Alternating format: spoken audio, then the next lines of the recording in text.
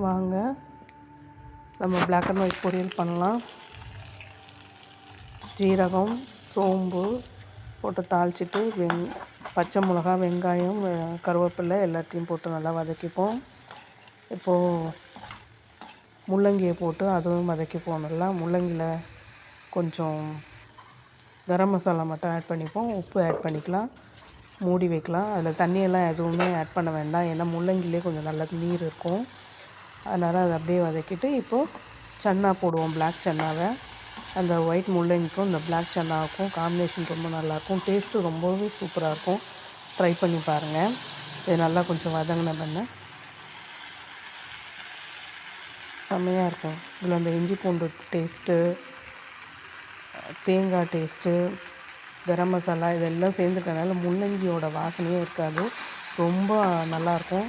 செஞ்சு பாருங்கள். எத்தனை பேர் செஞ்சுருக்கீங்கன்னு கமெண்ட்ஸ் பண்ணுங்கள். Thank you friends.